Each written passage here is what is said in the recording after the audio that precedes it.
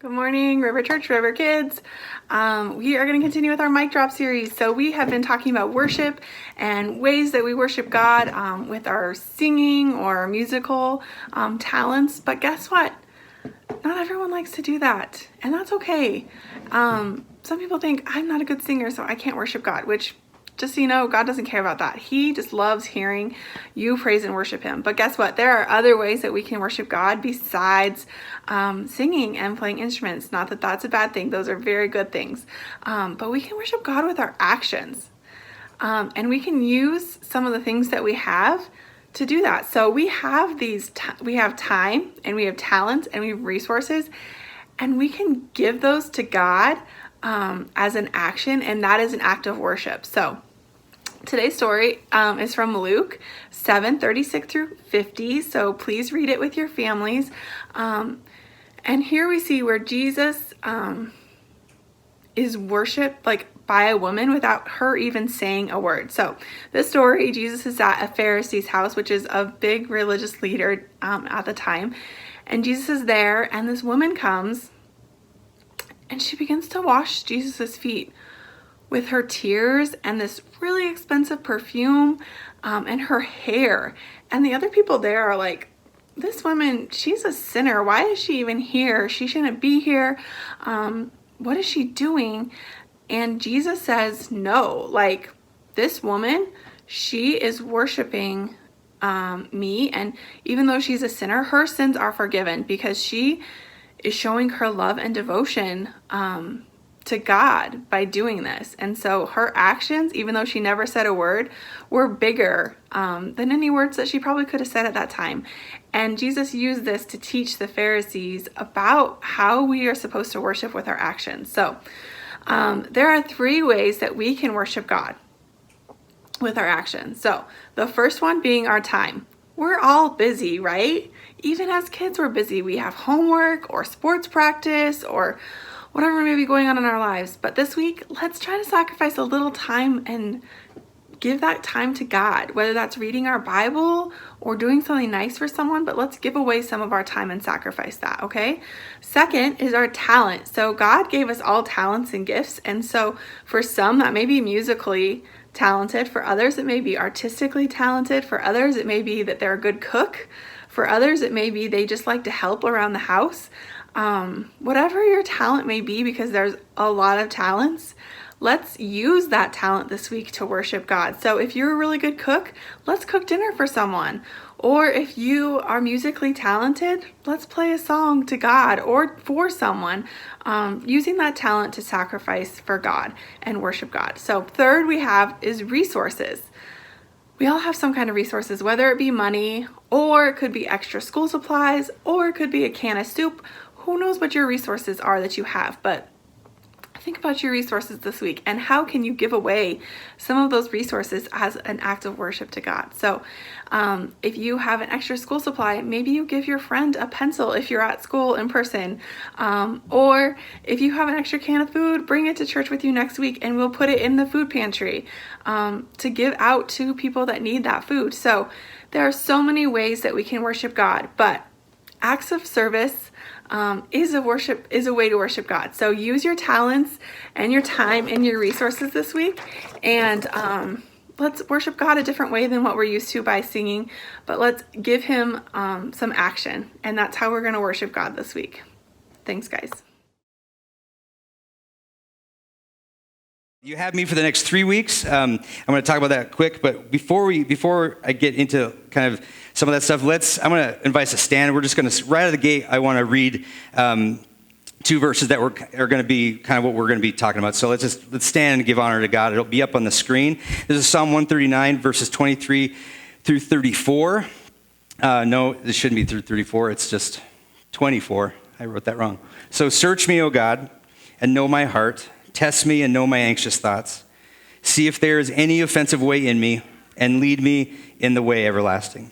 So Heavenly Father, again, we pray this morning that you would just I know you're here. We know you're here. You're meeting with us.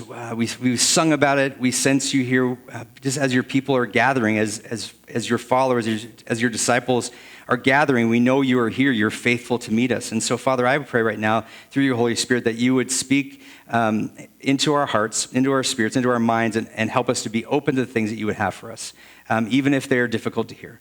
And we just ask it all in Jesus' name. All God's people said, all right, you can have a seat. So I have 3 weeks. Pastor Mark was here for the first 2 weeks, and he's going to come back. He's coming back tonight to meet with the board, but he'll be back in 3 weeks, and then he'll do a couple weeks, and then I'm going to do 2 more weeks into Christmas. So the week before Christmas and then Christmas Eve. The next 3 weeks, I want to just do this mini series. Okay,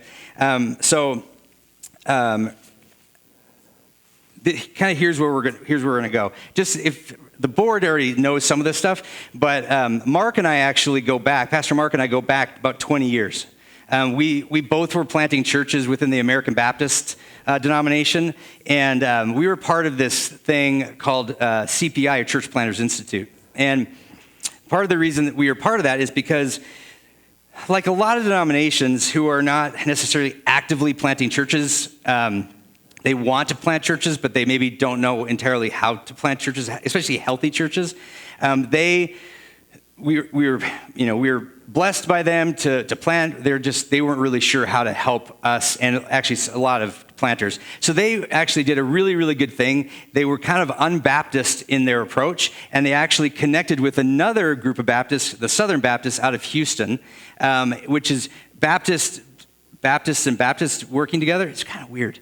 Especially 2 different denominations, because the ABC came out of the Southern, it was kind of messy. But there was a group of Southern Baptists. It was part of the Union Baptist Association out of Houston, led by a man named Jim Harrington and some of his friends, Ken Schumann. And they saw a dilemma within the churches, the Southern Baptist churches in Greater Houston, which was there were a lot of churches that were either in conflict or in decline. And so they started working to try and figure out how to help these churches have congregational change. One, working through conflict, because every church has various degrees of conflict, but the decline part, they had such a passion for it. They're going, this doesn't seem right. So how can we come alongside of them and to help these churches develop tools to be able to look at themselves and dig deep and to move to growth and to and again, when we're not just talking about numbers and how many people are in the seats, but growth is part of biology, and it's really healthy. And so they developed this whole system. They even wrote a book called Leading Congregational Change, and the American Baptists connected with this group of people and brought them out to Green Lake, Wisconsin, where we would all show up for 2 weeks every year, so a week in the spring and a week in the fall, where we would do these massive deep dive intensives for 18 months. So we did 4 of those sessions, and it was really, really important, and it was really instructive for me and actually foundational for me in a lot of ways.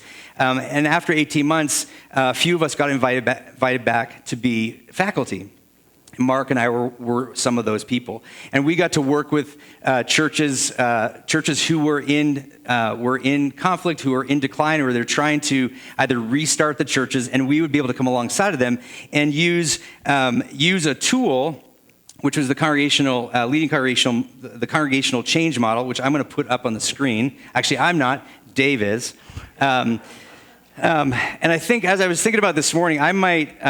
We're not going to dive into this thing a whole lot. We'll get into a little bit more next week and the following week. Today, we're going to focus actually on one thing. But this. If you've ever been in corporate world, this is basically change theory. So when I was in Houston, I actually got to work after I planted and a couple things happening. We lived in Houston for 2 years, and I actually worked for British Petroleum for about 6 months as a developer, as a graphic designer.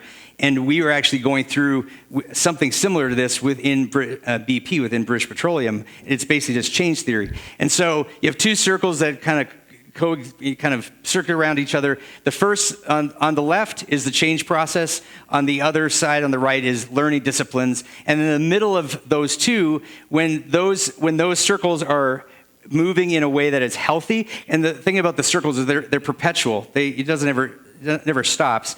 You have what we call spiritual and relational vitality. The next 2 weeks after this week, that's what I'm going to focus on. How do we as a church and how do we as individuals have spiritual and relational vitality? So, but what we're going to start today. I'm going to kind of just dive into the change process. The very first one, which is making personal preparation, or I like to say reflect. And so the series is, I think we have go back to do I have a slide that shows all three? There we go. Yeah, perfect. So the series is called Different. And the three things we're going to talk about is reflect, relate, renew. Reflect, relate, renew. And the idea is as followers of Christ, we all have been called to be different. I would hope no one could deny me on that. And if you can, okay, well, great, show me that passage, I guess. But we've all been called to be different. We've all been called to be not in the world, but not of the world. No, wait, not in the world, but of it, right? So that doesn't mean that we go isolate ourselves. Like some people would say that because we moved to the mountains and we're on 4 acres, we're isolating ourselves. Well, the fact is, since we've lived there, we've gotten to know more of our neighbors than any of our neighbors have ever had. We've had neighbors. We had a party last year on our deck, and we had neighbors who have been living up there for 17 years who had never met other neighbors. And so we were connecting. We're like, Kristen and I just are connecting. And actually, it starts with our youngest son, Eric. He's meeting people on his dirt bike. And so we are called to be different. We are called to be something other that people are drawn to. And so today what we're going to do is we're going to, on that circle, we're going to focus on making personal preparation, or we're going to reflect. And we're going to do a dig deep. And that's where the Psalm 139 passage comes from. Search me, O God, and know my heart. Test me and know my anxious thoughts. See if there's any offensive way in me and lead me in the way everlasting. Part of our walk with Jesus is to on a daily basis go, God, like search me, test me. What's going on within me today that is drawing offense, or like maybe pushing me away from my family, pushing me away from my spouse or my coworkers? What is it maybe that's pushing me away from my community of faith? What's going on inside of me? It's not a one-time thing. You come to Jesus, you make that decision for Jesus and go, okay, search me, okay, search my heart. Okay, good. Okay, I'm good now, right? And then you don't ever do it again. It's a constant daily thing. And as churches, we should be reflecting that way too. As churches, we should be going, search us, oh God. What is it about us that is causing people to not want to be part of our community, or they come for a little while and then they leave? What's going on within our community that is offensive, to use strong language, which David is using, is very strong language. So that's what we're gonna focus on today a little bit. I'm gonna forewarn. I was talking this. So what I'm going to share today, I shared with the board last weekend, and I was pretty intense in my communicating of it. And afterwards, I was apologizing. It was a little too intense. So if I get intense this morning, it's because I love you. Okay? I'm going to try not to. I'm going to try and hold back a little bit. My wife is my sounding board. I was telling her what I'm going to do, and she goes, "Now just be nice." And this is not me not being nice, but I want to share a story.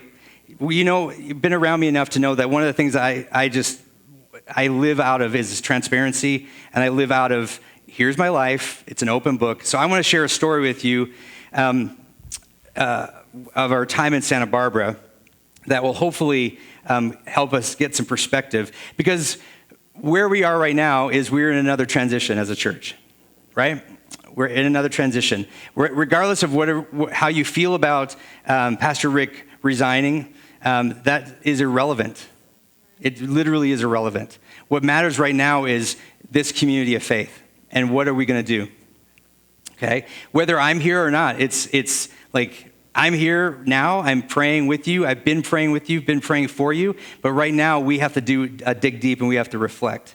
So in 1999, we planted our church in South Dakota. It's when I met Kristen, and it was a young church, and the American Baptist, they came alongside of us. I got to be part of the Church Planters Institute, and I've talked about that church quite a bit in the past. I'm going to talk about it the next couple of weeks, just because there's some things within the spiritual and relational vitality that we learned 20 years ago that hasn't changed. And there's some principles and things that I want to try and help us get a grip on. So we planted that church. It went very well. After about 3.5, 4 years, we started with 120. I preached it down to 40 within 3 months, and then we were back up to 120 within a month of that, and then 9/11 happened. We kind of hovered around 120, 150, and then 9/11 happened, and we doubled in size overnight because people were like, "What just happened to our country?" And it was actually really scary for me because I wasn't super young. I was 33, but I was a new pastor, lead pastor, and to go from 120 to 150 to over 300 within a couple of weeks is massive growth. 50% growth. So we had that. It was really great. We were raising up leaders. We were multiplying life groups. I was part of this. I was now faculty with the Church Planters Institute. And one day, out of the blue, I get a call from a pastor in Santa Barbara, California.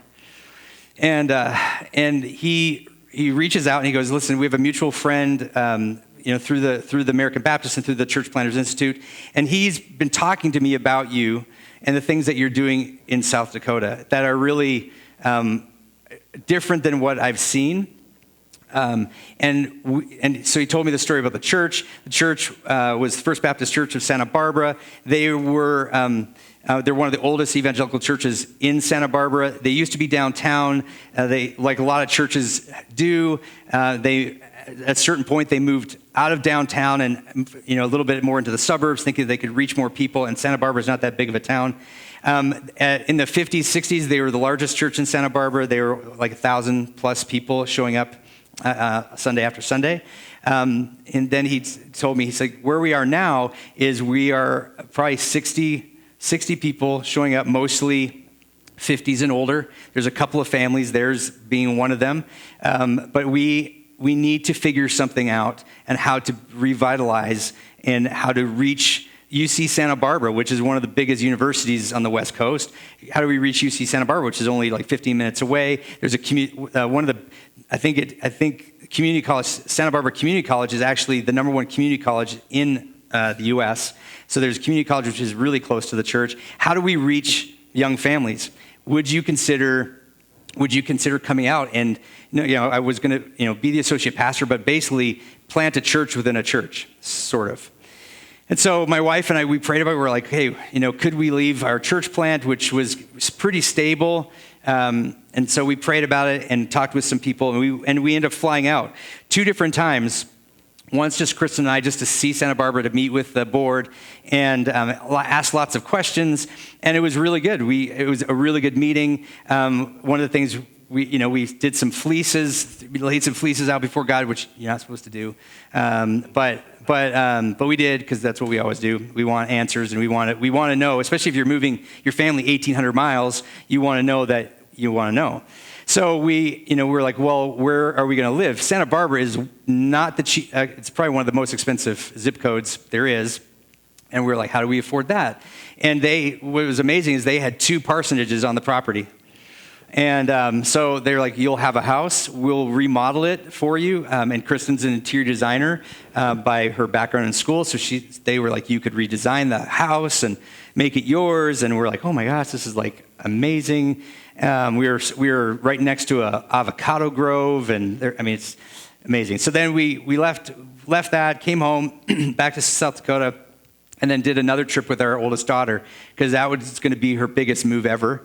And so we want her to get a feel for it. So we did that. Long story short with that is we made the decision to move to Santa Barbara. We left our church with really solid leaders, and we went to Santa Barbara. And in the candidating process, Chris and I both asked lots of questions, lots of difficult questions. Like, if you want to see growth, I pushed back on the church within a church piece, because I was like, what if this church is going to change? and it's gonna start reaching their community in intentional ways, it has to be that everybody has to be on the same page. It can't be a church within a church, because then we might as well just go plant a church or restart the church. We need to be on the same page. And what I said was, we're going to create a second worship service, but we're also going to create, whatever house churches or life groups, community groups. We need to do those, and they need to be intergenerational. There was a handful of college students coming.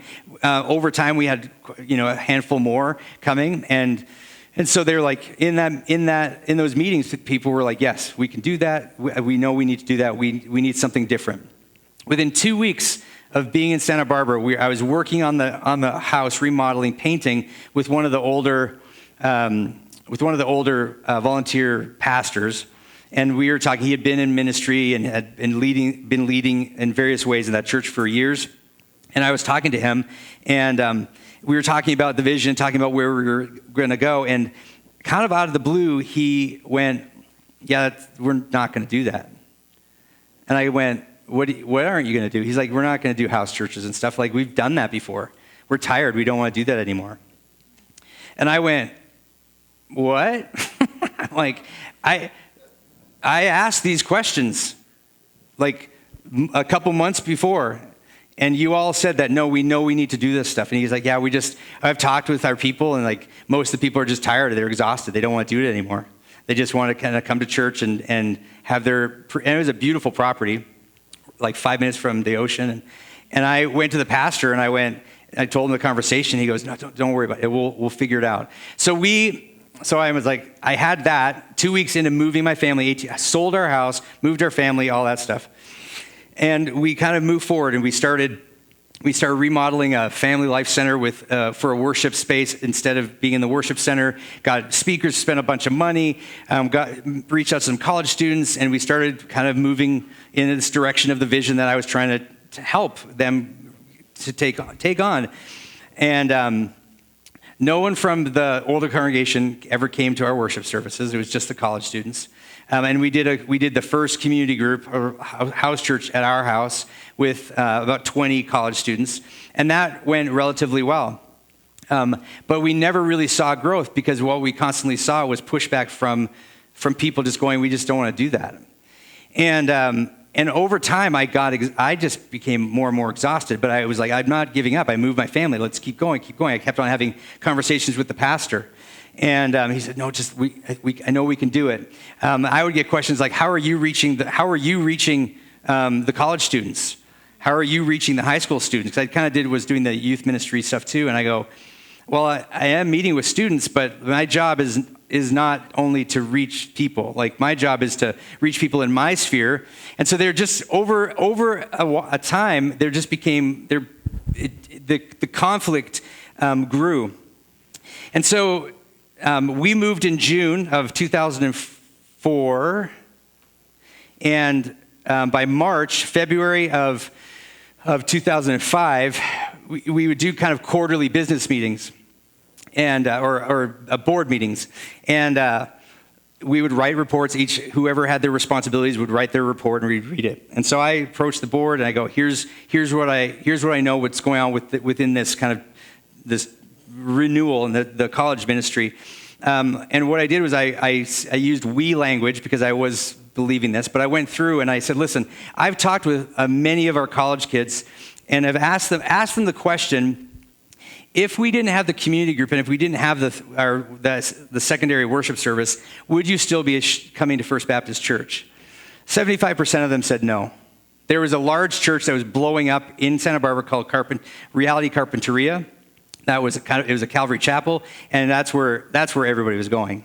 And they were like, "No, I think, we love you and Kristen and your family, but I think we would go there." The other 25% loved being taken care of by the grandmas and the grandpas, getting fed on Sundays. They loved all that. That was great.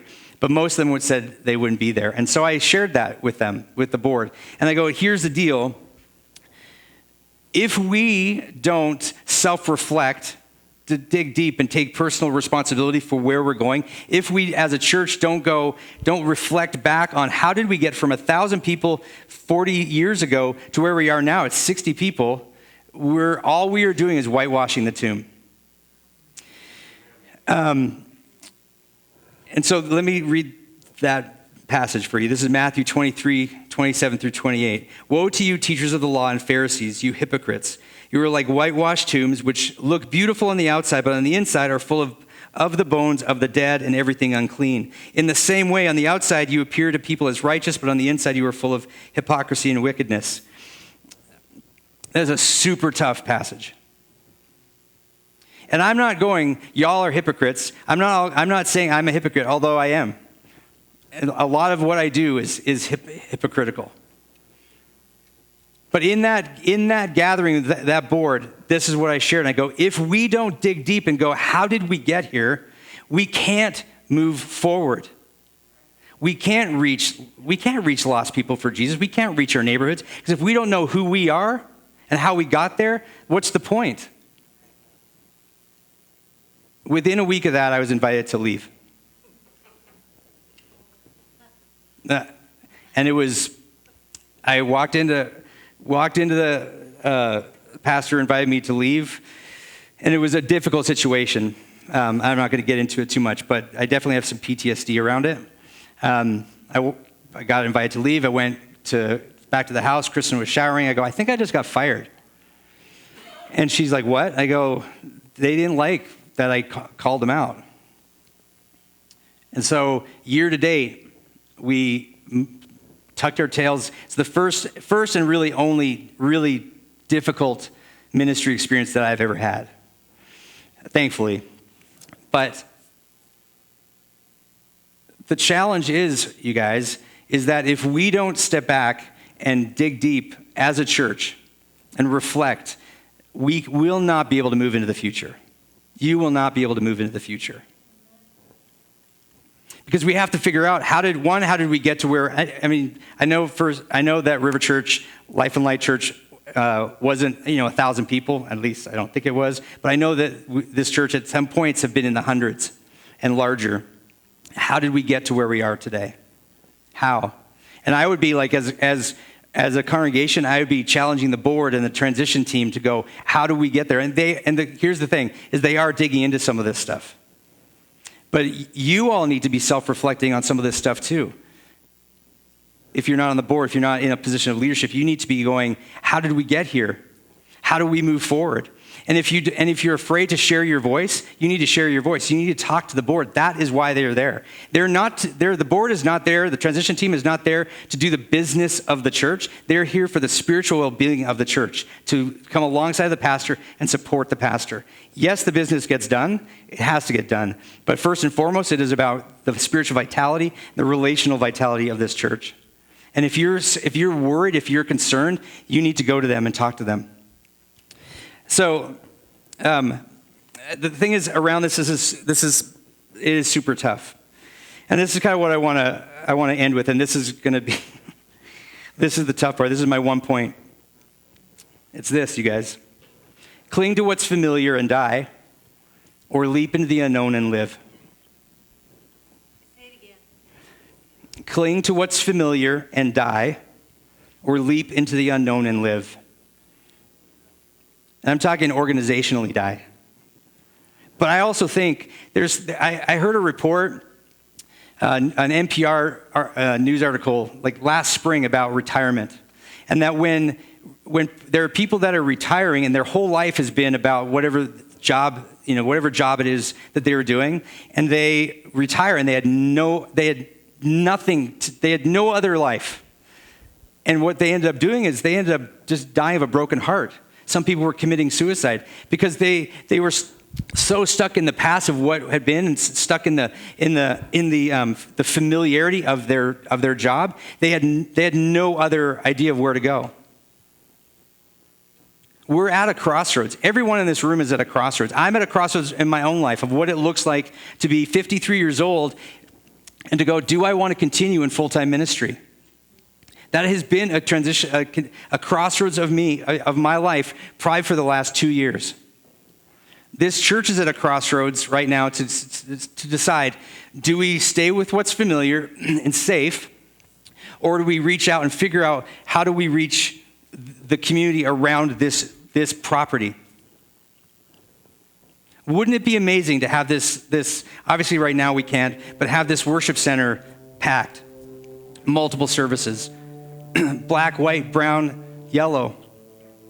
You have that in this area. So your assignment for this week is to spend some time self-reflecting, spend time asking Jesus what to do. Spend time asking Jesus what it would look like to be a church that would impact this community. Will you do that for me? Will you do that for yourself? I said this would be a difficult message. I like the inspiring messages. I like you guys run out and cheer, like, yeah, we can do anything for Jesus. That's awesome. You can do anything for Jesus, but you have to dig deep. And the only reason I say this is because I've been back 3 times. Because I love you. When I get the call to go, River just wants some help. It's not me and my ego and pride. I don't need to do this, but I do need to do this because I love this church. But here's the other thing. Enough's enough. Let's figure it out. Let's figure it out. Let's reflect this week. Jesus, I just pray right now for this church, for these people that I love and cherish, that you would help all of us to dig deep and to take a look at our hearts and to look at what it is that you're calling us to do. And I know, God, you are not calling for mediocrity. I know that you are not calling for complacency. I know that you're not just calling us to stay into the midst of what's familiar. You're calling us to run to you, Father, and to cling to you because it's scary to go into the unknown. It is so scary. But help us to run to you. Help us to trust you. Even in the painful times, in the painful reflection, help us to trust you. Because we ask it all in Jesus' name. Amen.